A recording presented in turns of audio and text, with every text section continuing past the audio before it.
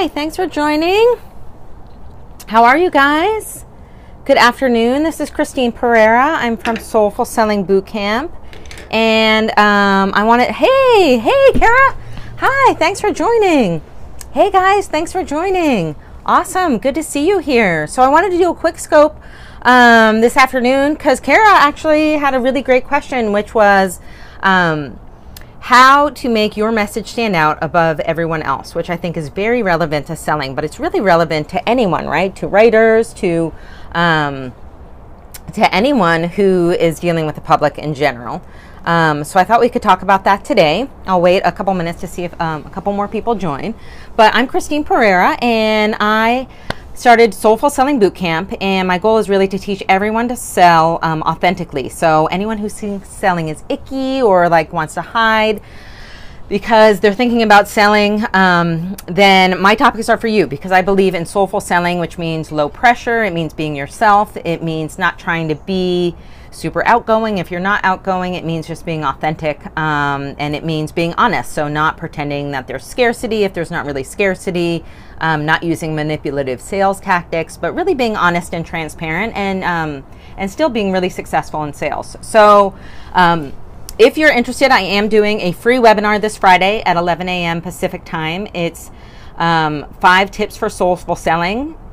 And you can find it on soulfulsellingbootcamp.com/webinar. So if anybody wants to type that in, that would be really helpful. But you guys can find me there. So let's talk a little bit about how to make your message stand out. And I was thinking about this a little bit, and I thought, hey, thanks for joining, Cali Living. I was thinking about this a little bit today about how do you make your message stand out, whether you're in sales, whether you're marketing a product.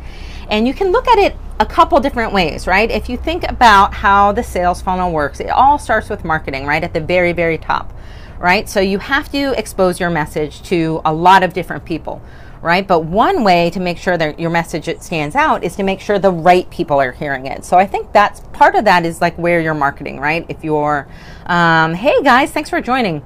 If you are doing advertising, it's like making sure your advertising is targeted. If you're, doing social media, it's making sure, you're posting to the relevant areas, because the more focused your audience is, the better. Now, you do have to find that balance because you don't want it to be too small. But let me just give you an example. Like I talk about soulful selling. When I do a Facebook targeting ads, I usually target just women because that's who's my relevant audience. Hi. Hey, give me 1 second. My son's watching me from inside the window. So you want to make sure that it's relevant, right? So I don't target men usually, although there's a lot of people who are interested in soulful selling. I don't target people who are interested in it in sales specifically, because my market is for people who are not doing, I know everyone talks about kids and scopes and like they're always like popping in and out, right? I don't target people who are in sales specifically. I target, hey, Soccer Life, how are you? I target people who don't have experience in selling, because my goal is really to teach people who don't know sales or who are not comfortable with sales, like basic sales techniques. But another example, if you're selling Italian food, you're not going to target people who want to buy Mexican food, right? I'm good, thank you. Thanks for joining. So, I mean, part of it is making sure your message is targeted, right? And you're not targeting people who may not be interested in your message. And again, that's like a really tricky balance, right? Because you want to make sure enough people see you, but the right types of people. So you just have to be a little bit specific. There are some places where you can't control it. If you have, if you're posting on Facebook and, everyone can see that, and that's fine. But you're not paying for that. So that's fine. But, if you're doing advertising or if you're doing any kind of marketing that you can control, you want to just make sure you're defining that message, right? Because sending your message out to like 20 million people when your actual audience might be much smaller than that is trickier. So, you do want to have a big funnel at the top of your sales funnel. You want to hit a lot of people, but you don't want to hit too many, because if you hit too many and people who are not targeted correctly, then your message is going to be lost or it's not relevant, right? Because they always say about advertising, it's hitting the right person at the right time with the right message, right? So the timing has to be right. The people have to be right. It has to be right for them. That's kind of like one of the old adages of advertising. So part of it is your marketing funnel, but there is more than that, right? Making sure that your message stands out amongst all the other things that people say. You know, there's a couple other things that come to mind. So one is making sure that you can speak to your benefits very clearly and succinctly. I used to do presentations to large ad agencies. And I would go in, and at ad agencies, they don't pay people very well, so they get a lot of perks. So one of those perks is that a lot of companies will come in and do free lunches, and they call them lunch and learns. And so I used to go in and do these lunch and learns, and I'd get like 50 people in there. But a lot of people were in there for the free lunch, which I totally understood, right? Because they didn't get a lot of money, and they really appreciated that. And in return, they were willing to pay attention to what I was saying, or at least listen to my pitch for a product. But, you know, it's tricky because a lot of those people weren't really my audience. So I would try to make it really engaging and make it fun and interact. And now I'm losing my train of thought.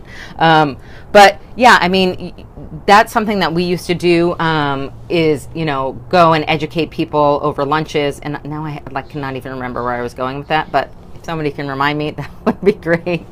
But, you know, I remember, sorry.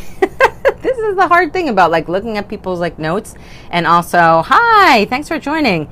And also, like, staying with your train of thought. I don't write a script or anything. I just kind of am going with what I'm thinking about. So sometimes I forget what I'm saying. But I do remember my point. So my point was, I used to go into these meetings. So I would go into these lunch and learns.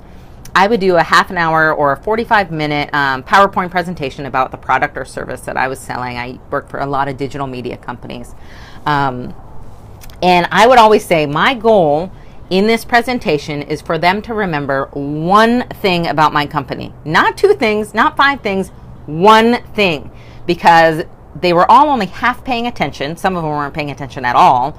And, you know, they were eating lunch. Some of them didn't even want to be there. And I thought, like, for this even to be worthwhile, for me to try to educate them, and I tried all different techniques. I used to like try to give them quizzes and give them bonuses, and none of that really worked. Well, I was spending a lot of time and not getting a lot of return. So I thought, great, I want to go in there.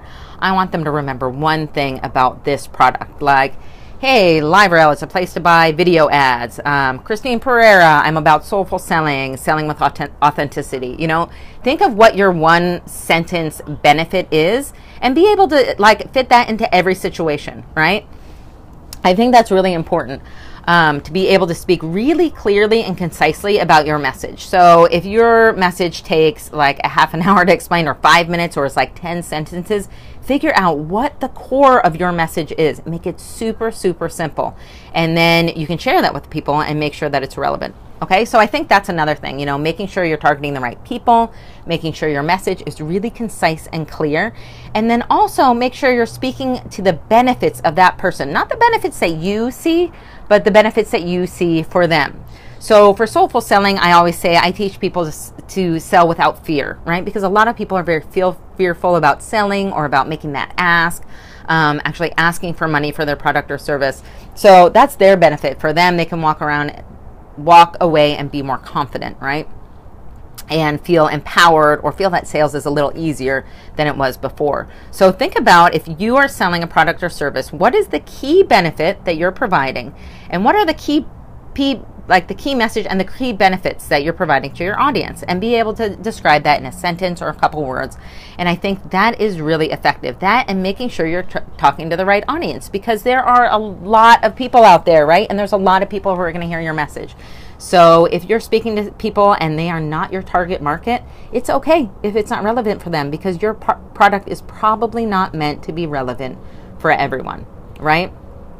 So that's kind of my quick tips on how to stay relevant in sales, or really relevant in anything, right? To make sure that you are getting your message out there and kind of standing above kind of all the noise that's out there, because there is a lot of information out there. There's a lot of people talking about a lot of things. So I'm so glad that you could watch my quick scope. This is Christine Pereira. I am the founder of Soulful Selling Bootcamp, and we are doing a free webinar this Friday at 11 a.m. Pacific time, and it's 5 tips for soulful selling. So you can find it at soulfulsellingbootcamp.com/webinar, or you can sign up for my email address, or my email list on Soulful Selling Bootcamp. Or you can go to my Facebook page, which is Soulful Selling Bootcamp on Facebook, and it is tagged right on top there. There's information about the registration.